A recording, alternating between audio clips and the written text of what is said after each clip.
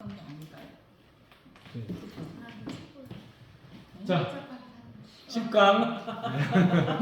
10강. 제가 계속 이제 강조드리고 싶은 거는 우리가 많이 아는 게 중요한 게 아니라 처음 시간에 그런 얘기 말씀드렸잖아요. 우리가 이 역사를 공부하는 목적은 성경적인 역사관, 세계관을 갖는 거예요. 그러니까 이 시간을 통해서 여러분 뭐 짧지만 12강 통해서 성경적으로 이 역사를 바라보고 하나님의 관점으로 역사를 바라보고 해석할 수 있는 그거를 좀 우리가 얻을 수 있으면 앞으로 이제 뭐 예를 들어 뉴스를 보든지 신문을 보든지 또 기사를 보든지 또 나타나는 현상을 볼 때 그런 관점으로 이걸 바라보고 해석할 수 있다라는 그런 생각, 그거를 갖는 게 중요한 거예요. 여러분 이 역사관이라는 거, 세계관이라는 건 안경과 같아요. 그래서 어떤 안경을 끼고 역사를 보느냐에 따라 역사가 완전 다르게 보이는 겁니다. 그렇죠? 똑같은 일제강점기 시대지만 우리나라의 어떤 그런 민족주의 사관으로 그 시대를 보는 것과 신민사관으로 보는 것과는 완전히 다른 그런 역사인 거죠. 그래서 우리가 계속해서 여러분들 이거 마칠 때까지 성경적인 역사관, 성경적인 세계관, 이거를 가질 필요가 있다라는 생각을 해봅니다. 자, 10강. 자, 오늘 이 시간에 배울 내용은 중세신학과 스콜라주의예요. 아까 그 질문 던졌던 천주교에 대한 얘기가 이제 좀 여기서 낮 시간에도 그런 얘기를 좀 했는데 관련이 있습니다. 중세시대 키워드 중에 이제 스콜라 철학에 대해서 스콜라 철학을 쉽게 말하면 카톨릭들이 이제 이 철학, 신학을 정리한 거라고 보면 됩니다. 카톨릭에서 중세신학과 스콜라주의, 개요. 자, 읽어주세요. 시작. 중세신학은 대략 5세기부터 10세기까지이며 기독교 신학을 이성 철학, 교회 전통과 연합하여 체계적으로 설명하고 방어하려 펼쳐나간다. 네, 중요한 거 세 가지: 이성과 철학과 교회 전통이 결합했다. 이게 바로 스콜라주의 철학 신학의 특징이라는 거예요. 이성과 철학과 교회 전통. 종교개혁에서는 교회 전통이라는 건 없어요, 그죠? 근데 이 카톨릭은 어쨌든 교회 전통을 중요시 여긴다는 거죠. 중세신학의 형성 배경입니다. 이 시대의 중세시대는 교회 중심의 사회였어요, 그죠? 많은 사람들이 교회라는 곳이 단순한 어떤 신앙의 어떤 신앙생활하는 곳만이 아니라 교육, 또 여러 가지 뭐 구제, 그리고 여러 가지 뭐 의료, 모든 것의 총체적인, 그러니까 이 중세 시대를 한마디로 말하면 교회 중심의 사회라고 볼 수 있는 겁니다. 중세는 교회가 삶 전체를 규정했던 시대고요. 정치, 교육, 윤리, 문화의 중심의 교회였다. 신학은 사회 질서의 기초. 신학이라는 학문이 사회 질서의 기초 학문이 됐대요. 그리고 중세 신학은 개인의 신앙보다 교회의 가르침을 체계화하는 데 초점을 두었다. 종교개혁의 신학은 개인 구원, 개인의 신앙을 강조합니다. 근데 이 중세 신학은 개인 신앙보다는 교회의 가르침을 체계화하려는 목적이 있었다는 거죠. 고대 철학의 재발견. 그러니까 고대 철학자 하면 여러분 떠오르는 사람 누굽니까? 네 자신을 알라, 소크라테스, 플라톤, 아리스토텔레스. 여러분 결국 신학이라는 거는 철학과의 연관성이 있어요. 그래서 이 중세 스콜라주의 신학을 정리하면서 철학자들을 다시 끄집어냈고 철학자들의 영향을 받은 그런 중세 시대의 신학자들이 있다라는 겁니다. 플라톤은 아우구스티누스라는 사람에게, 아우구스티누스는 플라톤의 영향을 받았어요. 플라톤이 말했던 이데아, 그리고 아리스토텔레스는 토마스 아퀴나스에게 영향을 주게 되는. 이게 철학은 신앙의 적이 아니라 신앙을 설명하는 도구. 결국에는 이 사람들이 신학을 정리할 때 철학을 이용한 거예요. 철학. 그래서 여러분 이 철학과 신학은 사실 연관이 깊어요. 우리 목사님들이 저도 이제 목사가 되는 과정 쭉 보니까 대학을 가죠. 그 다음에 MDB라는 걸 해요. 목회학 석사. 이 3년을 목회학 석사를 해야지 목사 안수를 받을 수 있어요. 그리고 이제 목회학 석사까지만 해도 이제 목사님 되는 지장이 없어요. 공부를 더하기 원하면 이제 신학 석사를 하면 돼요. THM이라는 신학 석사. 저는 THM 교회사를 전공했는데 THM이 끝나고 나면 이제 THD 신학 박사를 하든지 PhD를 해요. 철학 박사를 해요. 근데 교수님들이나 이런 분들은 오히려 철학 박사를 하는 분들이 더 많아요. 철학 박사 더 어렵거든요. 연관이 있는 겁니다. 신학과 철학이. 철학과 신학은 어떤 차이점이 있을까? 연관이 있는데 어떤 차이점이 있을까? 철학과 신학? 네. 신학은 말하자면 우리가 이제 이렇게 우리 신앙을 성장하게 할 수 있는 그런 거에 대한 이렇게 말하자면 성경이 그게 근원점이 될 수도 있고 네. 철학은 그냥 신학하고는 상관이 없이 그냥 삶의 그냥 지혜 뭐 이런 거 네네, 같은. 맞아요. 철학은 인간에 대한 어떤 탐구인 것 같고 신학은 그렇죠. 가장 큰 차이점이죠. 하나님에 대한 탐구. 신앙이고. 정리해 보면 철학은 이성 중심이지만 신학은 계시와 신앙 중심이다. 그러니까 둘 다 똑같이 이성을 활용하지만 우리가 신앙은 하나님이 계시를 해줘야지 하나님에 대해서 우리가 알 수 있는 거잖아요. 우리 이성적으로 하나님이 이런 분이야 막 설명해도 하나님이 이런 분이라는 걸 우리가 가르쳐줘야지만 되는 거잖아요. 의심과 질문에 출발하지만 신학은 믿음에서 출발한다. 보편적인 논증을 추구하지만 특정 종교 전통을 포함한다. 인간의 사유를 강조하는데 신학은 인간과 사람의 관계를 강조하고 있다. 이런 차이점이 있는 거죠. 중세 신학의 이제 주요 특징입니다. 첫 번째는 신앙과 이성의 조화. 결국에는 이 신학을 체계화하려면 이성이라는 게 필요한 거예요. 그래서 철학자를 끄집어내서 이 사람들이 믿는 신앙을 정리하고 체계화시키려는 게 바로 중세 스콜라주의의 스콜라 철학의 모습이라는 겁니다. 중세 신앙의 대표 문장이 이거예요. 나는 믿기 위해 이해하고 이해하기 위해 믿는다. 신앙이 우선이고 이성은 보조다. 이성은 신앙을 파괴하지 않고 신앙을 더 깊이 이해하도록 한다. 그래서 신앙과 이성의 조화를 그 사람들이 생각했다라는 겁니다. 신앙과 이성은 어떤 관계에 있을까요? 여러분들 우리가 신앙생활하고 우리 사람은 이성도 있고 또 뭐가 있어요? 감성도 있고 또 지성도 있고 지성이 이성일 수도 있겠고 또 뭐가 있어요? 사랑도 있고. 우리 신앙인들은 또 뭐가 있습니까? 중요한 거. 지성과 그다음에 이성과 감성과 또 뭐가 있습니까? 빠지지 말아야 될 거는 영성이죠. 영성. 그죠? 하나님의 영이 임해야 되는 거잖아요. 근데 이 신앙과 이성은 어떤 관계냐면 이 시대에 이제 이 신앙과 이성 신앙 우위 믿음이 먼저다라고 말하는 사람도 있었어요. 그게 대표적인 게 어거스틴이에요. 믿음이 먼저다. 두 번째 이성과 신앙과 조화를 이루어야 된다. 이게 말하는 게 이 스콜라주의의 대표 신학자인 토마스 아퀴나스라는 사람입니다. 세 번째는 이성이 위에 있다라고 말하는 거예요. 이건 누가 말한 겁니까? 칸트, 철학자인 임마누엘 칸트. 이 사람은 믿음은 이성의 검증을 받아야 된다. 여러분 이런 이 철학자들의 그러니까 믿음보다는 이성이 더 중요하다는 거예요. 이 믿음이라는 건 이성으로 검증을 받아야 된다. 이런 이 철학자들의 생각이 나중에 영향을 받은 게 자유주의 신학자들이에요. 이 사람들은 믿음보다는 이성이 먼저예요. 그래서 성경에 나오는 뭐 다 기적도 이런 거 하나도 안 믿어요. 그건 설화다. 그건 신화다. 이렇게 얘기해 버리지 실제가 아니다. 이성적으로 이해하지 못하는 걸 다 걸러내는 거예요. 그런 성경에는 오류가 있다라고 주장하는 거 이런 모습들이 있다라는 거죠. 그래서 우리는 이성과 신앙을 조화를 이루어야 되는 거죠. 두 번째 이 중세신앙의 특징은 권위 중심의 신학이었습니다. 권위를 벗어나지 못한 거예요. 그래서 이 교황 권위를 벗어나지 못하고 교회의 권위를 벗어나지 못한 거죠. 성경의 권위, 교부들의 가르침의 권위, 교회의 결정의 권위. 교회 결정이라는 건 공의회, 교회 지도자들이 모여서 공의회를 해서 거기서 결정된 거를 중요시 여겼던 그 권위를 중시했던 그런 신학적인 특징이 있습니다. 그래서 개인 해석보다는 전통과 권위가 중요하다라고 볼 수가 있는 겁니다. 체계화와 논증, 결국에 이 신학을 정리한다는 건 체계적으로 이 신학을 정리하는 거고, 논증, 우리가 믿는 하나님에 대해서 누군가를 논리적으로 설득할 수 있어야 된다는 거죠. 그래서 이 신학은 질문하고 반론하고 해답하는 구조를 이루었고요. 모든 걸 논리적으로 정리하려고 했어요. 교리를 세분화합니다. 이게 바로 스콜라 신학이라는 거죠.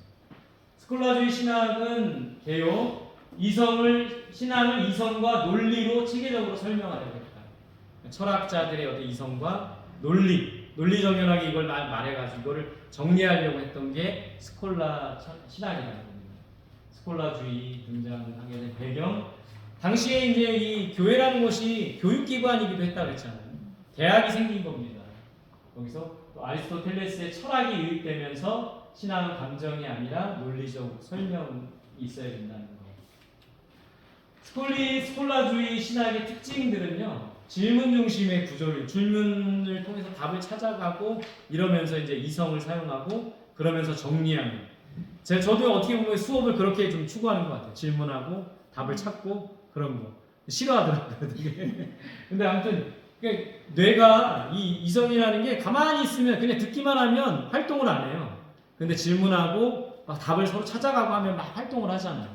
그러니까 이 스콜라주의 철학자들도 질문을 하면서 답을 찾고 서로 토론하고 이러면서 이거를 체계화시키고 논리화시켰다라는 겁니다. 이성과 신앙과 이성의 조화 이것을 이루려고 했죠. 또 하나의 특징은 권위와 논리예요. 권위를 벗어나지 않는다고 했잖아요. 교회의 권위, 공의회의 권위, 교황의 권위. 그 권위 속에서 논리를 이렇게 논리적으로 신앙을 정리하려고 했다는 겁니다. 성경, 교부, 교회 공의의 권위. 권위를 비판 없이 따르기보다는 이걸 논리적으로 정리하려고 했다는 겁니다. 스콜라주의의 어떤 신학적인 공헌입니다. 교리를 체계화시켰고요. 신학의 학문적 위상을 확립했고요. 신학과 철학이 대화하기 시작했다. 연관이 있다 했잖아요. 신학과 철학이 대화하기 시작했다라는 거. 여러분 이 교회 역사 속에서 신학을 정리한 시대는 이 스콜라 신학 말고 또 그 전에 거슬러가면 언제예요? 교부들이 신학을 정리했잖아요. 그때는 왜 교부들이 이 신학을 정리합니까? 정리했던 이유가 뭐예요? 이단들이 자꾸 나타나니까. 아리우스라는 사람이 자꾸 예수 그리스도의 어떤 신성을 거부하고 신성을 인정하지 않으려고 하니까는 그때 혼란스러운 시대에 이 교부들이 신학을 좀 정리해서 우리가 믿는 하나님은 이런 분이고 우리가 고백하는 하나님은 이런 것이다라고 신조를 만들고 그랬던 거죠. 배경은 그때 신학을 정리했던 거고 이때는 왜 신학을 정리했던 걸까요? 이 스콜라주의 이때 카톨릭은 왜 신학을 정리한 겁니까? 이단들과 싸우기 위해서? 왜 정리한 거예요?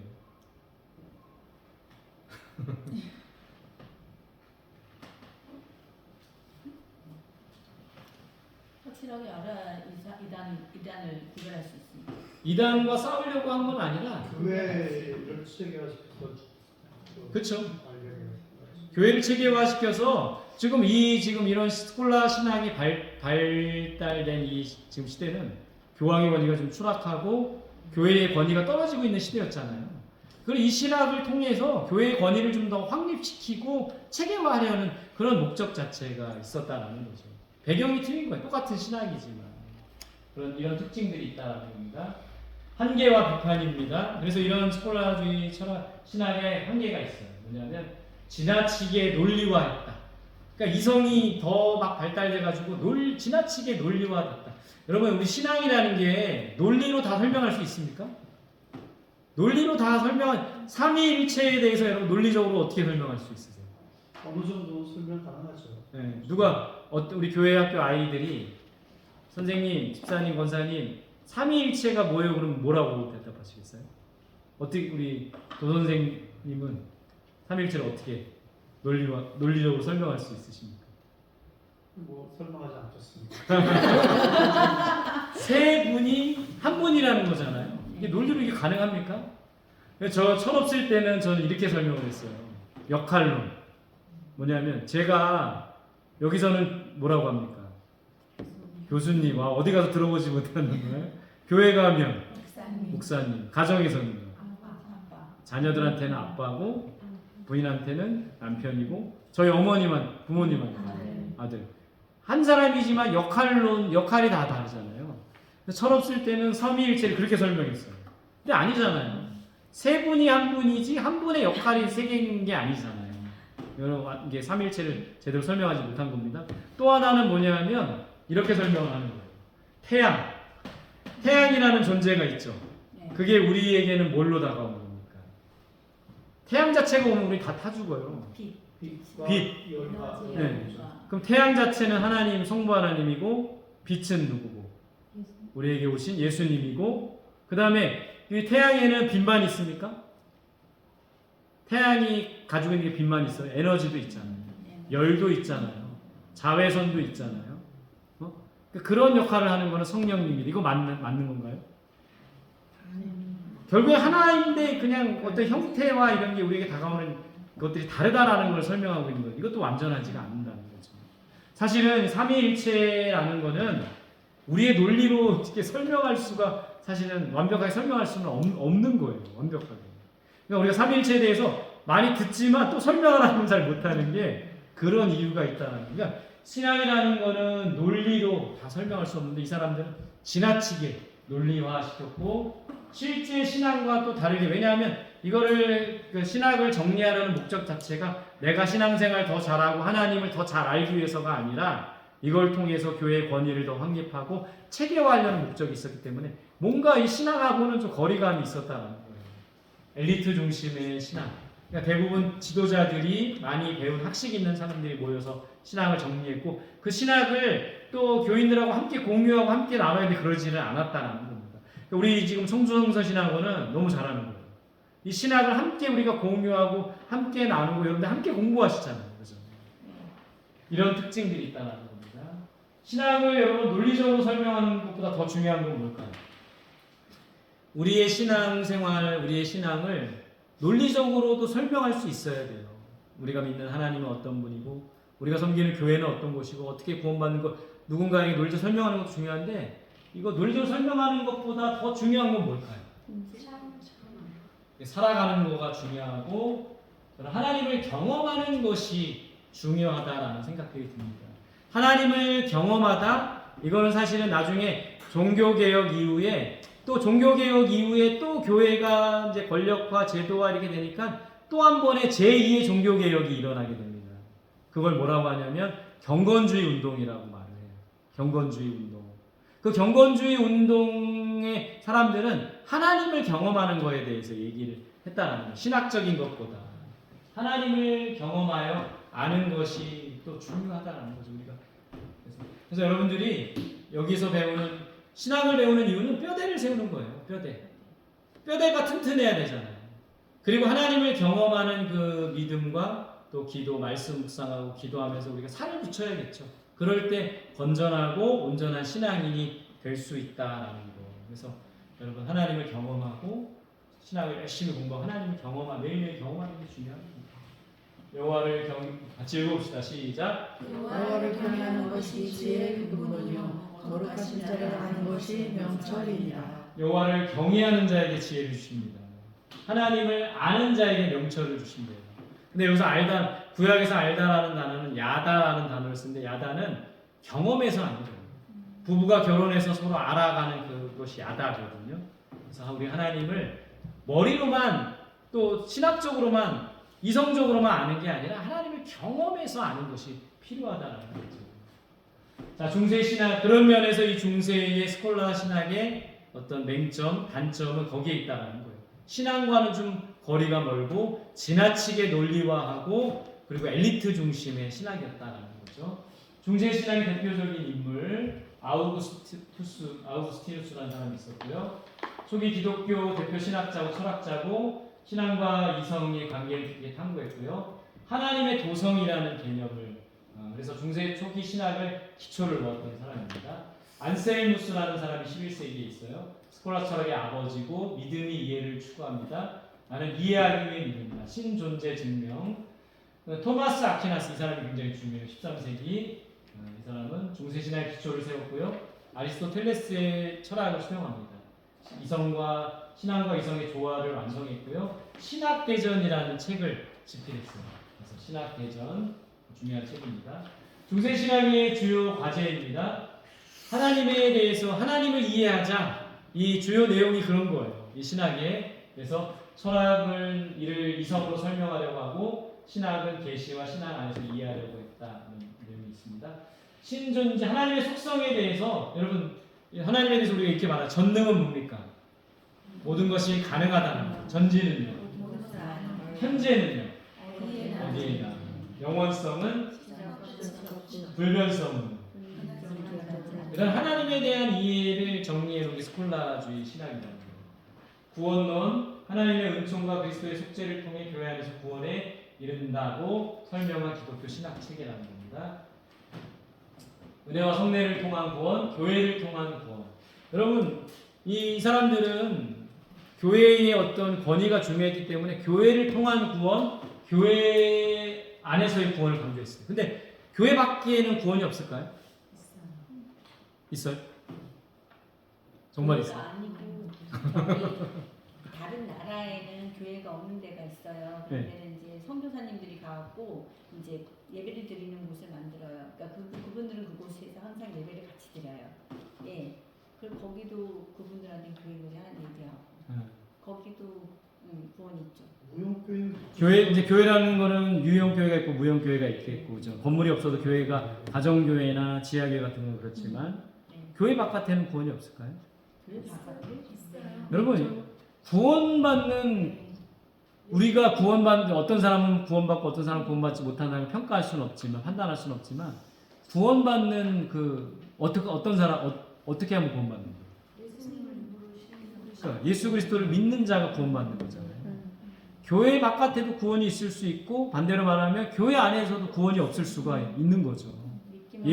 교회 안에 교회 공동체 안에 우리가 있다고 해서 다 구원받는 게 아니라 진정으로 예수를 믿고 따르는 그런 삶을 또 살아야 되는 거죠. 예수 그리스도를 이렇게 마음속에 그러니까 거듭남, 그 요한복음에서 그 거듭남에 대해서 말하고 있잖아요, 그렇죠? 예수 그리스도를 구주로 믿고 그 예수 그리스도와 함께 더불어 살아가는 사람이 구원받는 거잖아요, 그렇죠? 믿음은 들으면서 나니까 교회는 다니는 것은 내가 자꾸 들으니까 더 믿음이 견고해지기 위해서 다니고 이제 그런 걸 활동을 할 수 있으니까 더 이제 그런 연합 활동 같은 것도 할 수 있고 예수님을 찾기만 예수님 믿기만 하면 구원을 받는다 그랬으니까 믿지 않은 자가 나중에 이제 전하는 자가 전했을 때 그분이 이제 믿는다고 하고 이제 영접 기도를 하고 그러는 건 봤어요. 그 사람은 그러니까 구원이 없다고 말할 수가 없는 거죠. 평생 조폭으로 살았어요. 근데 병원에서 이제 죽기 전에 목사님 통해서 복음을 듣고 회심했어요. 예배당은 못 갔습니다. 그리고 돌아가셨지만 구원을 얻을 수 있는 거죠, 그죠? 심했습니다. 근데 우리가 경각심을 가져야 되는 거는 교회 안에 있다고 저절로 우리가 구원받는 건 아니라는 겁니다. 교회론, 중세교회는 교회를 그리스도의 몸이자 구원의 종지 공동체에 의한 속례전과 교환권을 통해 하나님의 은총과 관계가 전달된다. 여러분 이 사람들의 스콜라주의, 이제 카톨릭이잖아요, 지금으로 말하자면 이 사람들의 어떤 신학과 이걸 보면서 우리랑 다른 점을 찾습니까? 비슷하지 않아요? 우리가 믿는 교회론, 구원론 비슷하지 않아요? 그러니까 뭐냐 하면 우리 카톨릭과 개신교는 공통 분모가 있다라는 겁니다. 사실은 하나였잖아요. 그죠? 우리가 우리 자신을 우리 뭐라고 합니까? 기독교라고 하잖아요. 기독교는 뭡니까? 기독이 뭐예요? 기독. 예수 그리스도가 기독이잖아요. 그죠? 기독교. 예수 그리스도를 믿는 사람들이 기독교예요. 그러면 개신교는 뭡니까? 우리는 기독교인이면서 개신교인이잖아요. 개신교는 뭐예요? 네, 종교개혁의 전통을 따라서 구교를 거부하고 신교, 개혁교의 전통의 신교를 믿는 사람들이 개신교잖아요. 그죠? 그러니까 우리 카톨릭과 원래 하나였지만 종교개혁을 기점으로 해서 구교와 신교가 나눠지게 되고 그래서 우리 개신교, 개혁교의 전통, 개신교 도들이 된 거잖아요. 그죠? 그래서 공통분모가 있다는 거예요. 카톨릭과 우리 개신교가. 공통분모. 완전히 다른 사람들이 아니라 공통분모가 있다는 거죠. 아까 어떤 분이 카톨릭 이단 아니에요 이렇게 말하는 사람들도 있다고 하는데 공통분모가 어느 정도 있다라는 겁니다. 이제 좀 더 이제 교회 밖에 아까 말씀드렸죠. 교황 중심의 이 사람은 교회 밖에는 구원이 없다라고 얘기했어요. 교황 중심의 구조. 이 스콜라 신학의 한계와 평가입니다. 교리 체계와 신앙의 지적 토대. 강점은 이 교리를 체계화할 수 있었어요. 그리고 신앙의 지적 토대를 확립했다는 거죠. 한계는 지나친 논리와 성경보다 제도를 강조했다. 그래서 결국에는 종교 개혁이 일어나게 됐다는 거죠. 정리해 봅시다. 자, 같이 읽을게요. 시작. 중세 신앙을 이성적으로 설명하려 한 위대한 지도자 루시의 개혁을 필요로 했던 신학이었다. 네, 중세 신학은 이와 같다라는 겁니다. 그래서 신앙에 있어서 이성이라는 게 굉장히 중요합니다. 우리가 하나님을 감정적인 것만이 아니라 또 이성을 통해서 하나님이 어떤 분이신지 알고 또 이성은 말씀을 깨닫게 하는 또 그 중요한 역할을 또 하는 거예요. 그런 면에서는 좀 중요하고 위대한 시도였지만 개혁까지는 이르지 못했다는 거예요. 왜냐하면 이 사람들의 어떤 신학은 좀 신앙과는 좀 별개 괴리감이 있는 그런 신학. 그냥 교리를 체계화하고 교회의 어떤 뭔가를 체계화하는 거에 목적이 있었기 때문에 개인의 신앙에 크게 관심은 없었다라고 볼 수 있는 거죠. 자, 아까 말씀드렸던 우리 카톨릭 여러분, 카톨릭 신자들 여러분은 어떻게 보십니까? 우리랑 조금 달라요. 믿는 그러니까 방식이라든가 예배하는 방식이라든가 그게 좀 달라요. 그러니까 좀 낯설어. 그러니까 기도문이라 해서 그거